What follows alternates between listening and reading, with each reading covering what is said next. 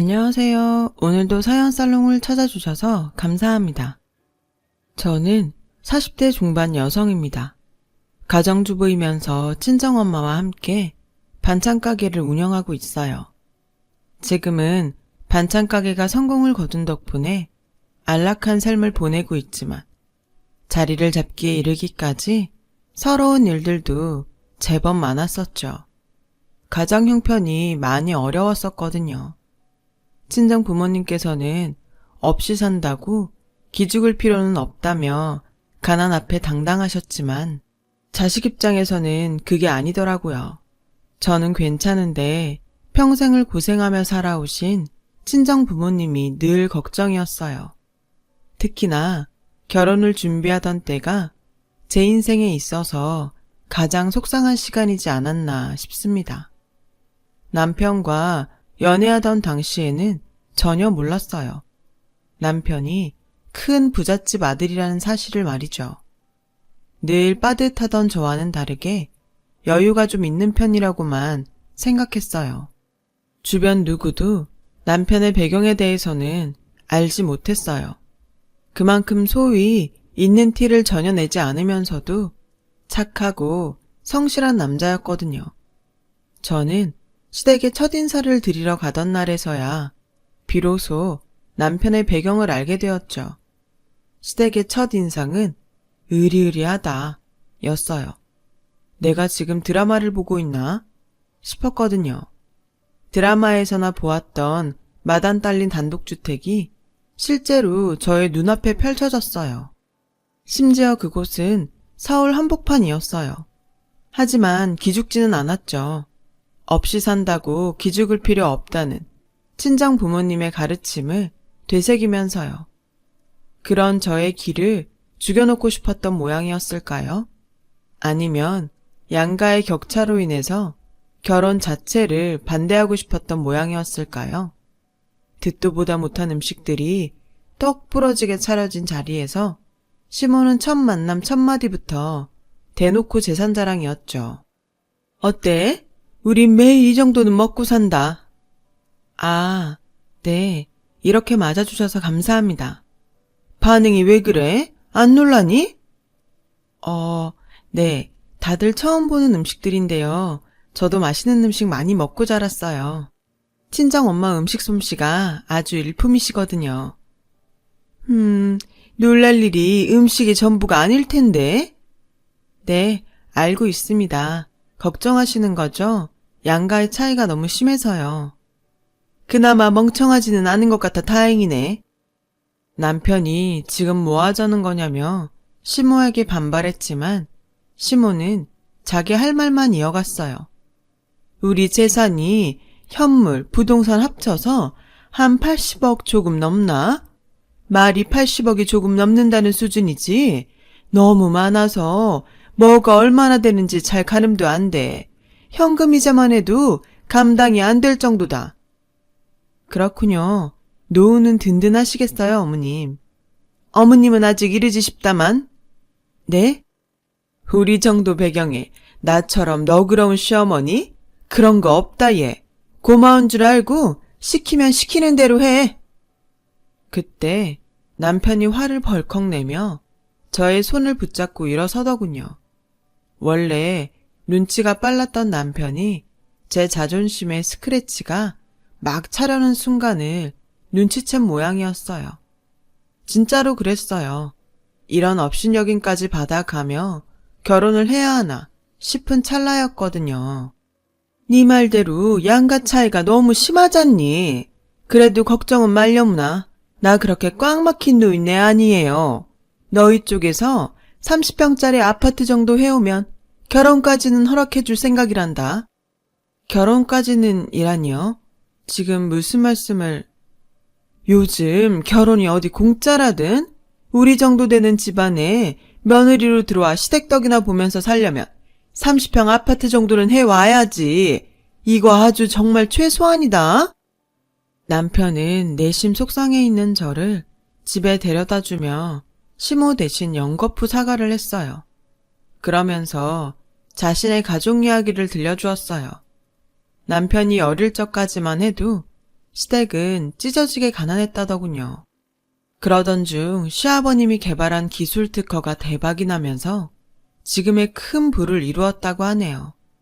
하지만 시아버님께서는 큰 돈을 벌어놓고도 제대로 누리지도 못하신 채로 임종을 맞으셨대요. 지독한 가난으로 인해 얻었던 지병이 화근이었습니다. 문제는 시아버님께서 세상을 떠난 뒤로 시모가 변했다는 거죠. 가난했던 과거를 지우기라도 하려는 듯 몹쓸 졸부티 팍팍 내는 모습으로요. 저는 그제야 평소 검소하고 성실한 남편과는 정반대되는 시모의 행동을 이해했어요. 저를 향한 무례를 이해하고 용서했다기보다는 그래서 그런 행동을 하는구나 하는 이해였죠. 결혼에 대한 걱정은 여전했어요. 양가의 차이는 사람 하기에 따라 극복 가능하다고 생각했지만 아무리 고민을 해봐도 시모될 자리가 무척이나 막막하더라고요. 현실적인 고민이었죠. 그 고민을 남편이 대번에 날려주었습니다. 엄마 얘기 신경 쓰지 마. 우리가 하는 결혼이지 엄마랑 하는 결혼 아니잖아. 나도 그러고 싶어. 나는 괜찮고. 근데 시어머니가 우리 친정부모님 앞에서도 거드름을 피우지는 않을까 싶어서. 그러면 우리 친정부모님이 상처받지는 않을까 싶어서. 그게 걱정이 되는 거지. 본가 도움 안 받고 우리끼리 잘 살면 돼. 그게 말처럼 쉽냐고. 당신 낳아준 어머니인데. 행복하게 잘 사는 모습 보면 엄마도 바뀌겠지. 안 바뀌면? 그래도 걱정하지 마. 내가 당신 끝까지 지켜줄게. 그렇게 저와 남편은 결혼 준비를 이어갔어요. 물론 시댁에서는 돈 한 푼 받지 않았죠. 저희 부부가 사회생활을 하며 알뜰살뜰 모아둔 돈과 친정 부모님께서 대출까지 받아가며 어렵게 마련한 오래된 빌라에 신혼집을 차렸고요. 친정 부모님의 대출은 저희 부부가 갚아드릴 예정이었죠. 시모는 어땠냐고요? 당연히 결혼을 한사코 반대했죠. 그럼에도 저희 부부는 굴하지 않았어요. 서로를 너무 사랑했으니까요. 결혼 후 한동안 시모의 방문이 이어졌어요. 신혼살림 하나하나 트집을 잡아대는데 없던 전까지 만들어서 떨어질 지경이었죠. 거지 같은 빌라에 산다면서 이래서 없이 산 것들은 체면이고 뭐고 모른다. 따위의 말들을 입에 올려댔고 곧 80억이 800억으로 늘어날 거라는 호언장담을 하면서 저더러 반찬 가게니 뭐니 다 때려치우고 친정 식구들과 함께 시댁에 들어와 허드렛 일이나 하며 죽은 듯 지내라더군요. 그러면 가정부에 운전기사 월급까지 더해서 쳐주겠다나 어쩐다나. 폐악질도 이런 폐악질이 또 있을까 싶더라고요. 도무지 참을 수 없던 저희 부부는 시모를 내쫓았어요. 다시는 안 볼 생각으로요.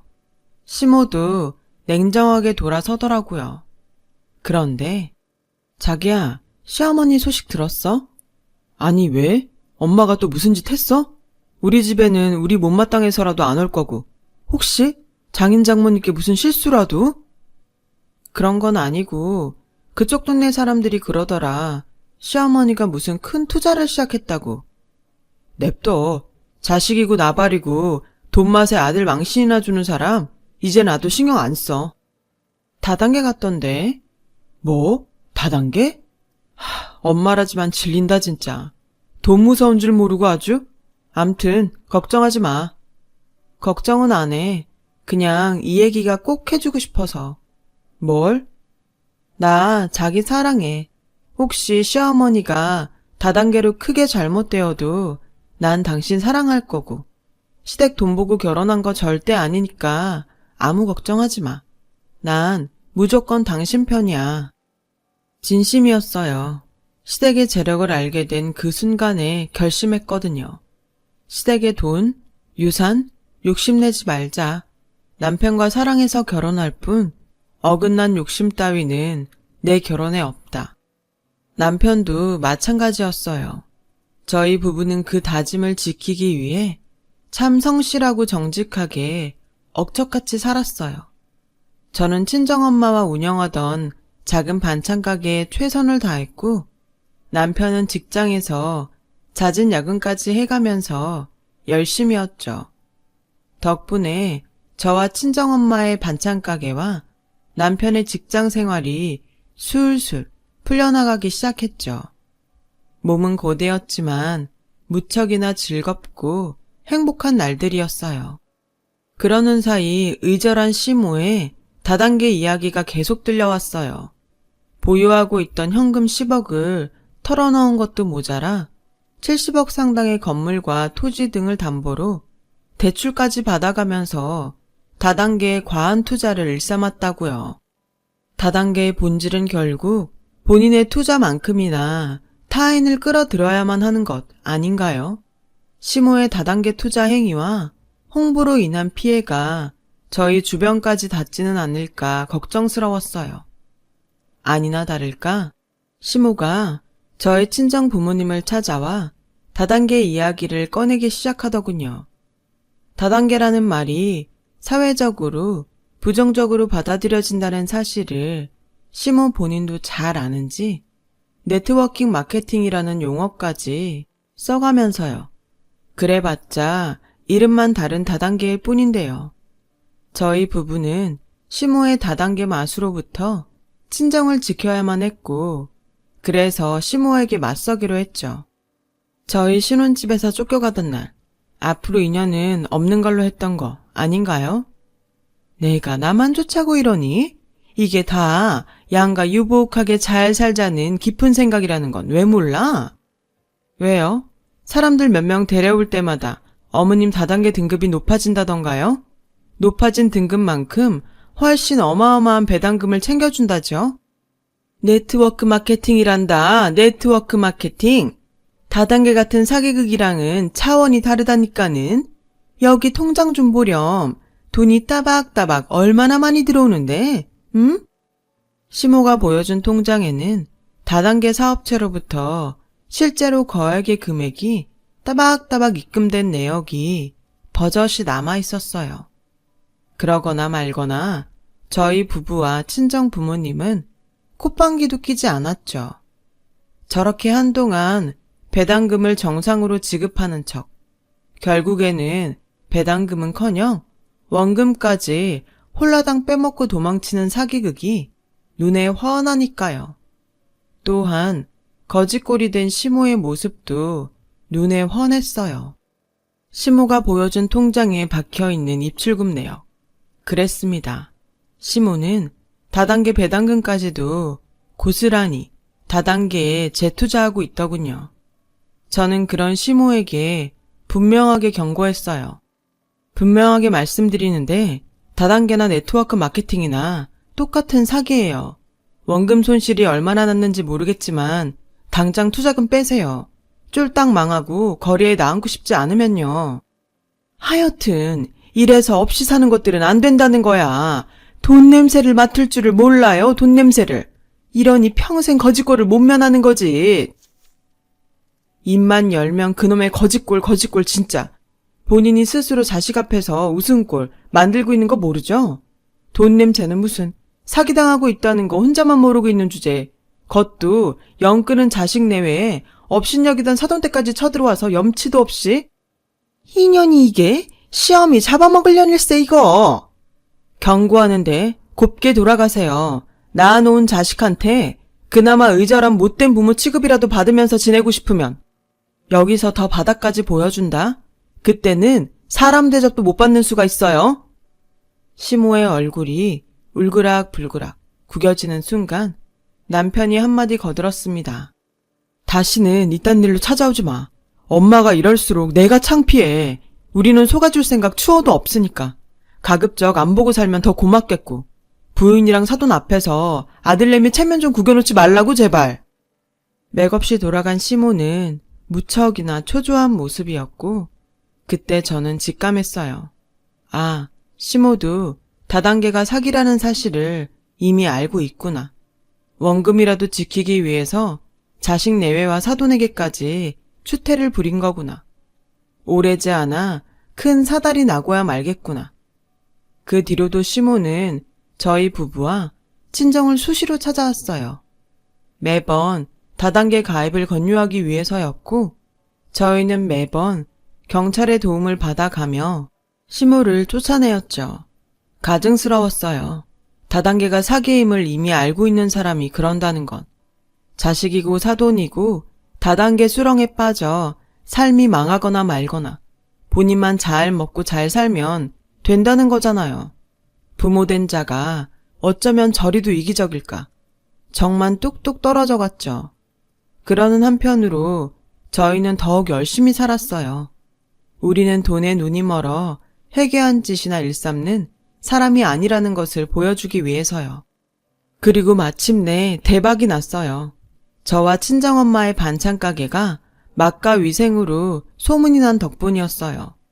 거의 같은 시기에 남편도 직장에서 대박을 냈어요. 남편이 주도하던 프로젝트가 거액의 계약에 성공한 것이죠. 남편은 큰 성과금과 함께 승진을 이루었고요. 두 호사를 동시에 맞이한 저희 부부는 그동안 꼬박꼬박 저축해왔던 돈과 남편의 인센티브를 합쳐 친정 부모님께서 신혼집을 마련하는 데 보태면서 생겼던 대출금을 모두 갚아드렸어요. 행복한 날들은 계속 이어졌어요. 저와 친정엄마는 반찬가게 분점까지 내었고 중견 유통업체와 납품 계약까지 맺었어요. 그렇게 1년을 악착같이 모으고 또 모아서 새 신혼집을 장만하게 되었습니다. 시모가 입만 열면 요구해 댔던 바로 그 30평 아파트였죠. 새 신혼집을 계약하던 날 저는 눈물을 흘리고야 말았어요. 겉으로는 당당했지만 속으로는 시모로부터 받았던 서름이 꽤 컸던 모양이더라고요. 그 서름까지 털어낸 저희 부부 앞에는 꽃길만 가득할 예정이었죠. 하지만 저희 부부가 새 신혼집 입주를 앞두고 있던 어느 날 그 1년 사이 잠잠하던 시모가 저희 부부를 찾아오더군요. 역시나 제가 반드시 사달이 나리라 예상했던 거짓골 그대로였죠. 반찬 가게가 제법 잘 된다지? 열심히 정직하게 산 덕분이죠. 누구처럼 되지도 않는 욕심에 빠지지 않고. 그런데요. 아무리 서운한 사이로소니 그래도 내가 시어머니잖니. 아범 낳아준 친모고.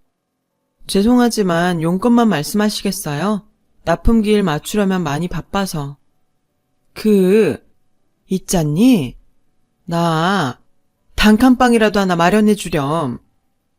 올 것이 왔구나 싶은 제가 빤히 쳐다보자 시모가 얼마나 급했는지 대뜸 싹싹 빌며 애원하더라고요.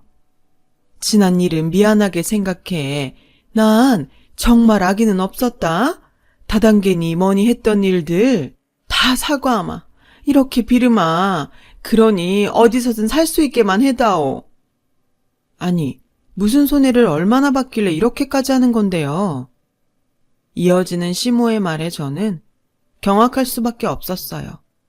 80억이 훌쩍 넘어간다던 시댁 재산은 한 푼 남아있지 않더군요. 더욱이 뜸했던 지난 1년 중 6개월 남짓을 집도 절도 없이 하루하루 여기저기 기생하는 신세로 보냈답니다. 솔직히 이렇게 될 줄 다 알았잖아요. 저한테 처음 쫓겨나던 날에 이미 다단계가 사기라는 거 알고 있었잖아요. 아니에요? 그때는 어떻게든 될 줄 알았지. 사람들 많이 모아서 블루 다이아몬드 등급까지만 올라가면 800억쯤 우습게 벌 줄 알았어. 전 분명 경고했는데 그걸 무시한 사람은 어머니 본인이잖아요. 심지어 사기인 거 다 알면서 자식 내외랑 사돈까지 끌어들이려고 했었잖아요. 자식이랑 사돈이야 인생이 망하건 말건 본인만 잘 먹고 잘 살면 된다는 생각이었으니까. 그래놓고 단칸방을 바래요? 아니, 얼마나 더 추악한 모습까지 보여주려고요. 사람이면 제발 사람답게 염치 좀 있어 봅시다, 제발. 그래서 이렇게 싹싹 빌자니, 응? 어떻게 하면 원망이 좀 풀리겠니? 사과는 본인 아들한테 하세요. 어머니한테 제일 크게 실망한 사람은 내가 아니라 본인 핏줄이니까. 시모를 그렇게 돌려보냈지만 솔직히 속은 편하지 않았어요. 저야 시모가 당연히 밉죠. 꼴도 보기 싫죠. 세상 어느 며느리가 친정 부모님을 업신여긴 것도 모자라 지 살자고 사기극에까지 끌어들이려 했던 시모를 쉽게 용서하겠냐고요. 하지만 남편이 속상해하고 있었어요. 평소 입에도 대지 않던 소주잔까지 제가 잠든 사이에 몰래 기울여 가면서요. 남편 또한 시모가 밉기는 마찬가지였어요. 다만 일찍 돌아가신 아버님을 뵐 면목이 없는 눈치더군요.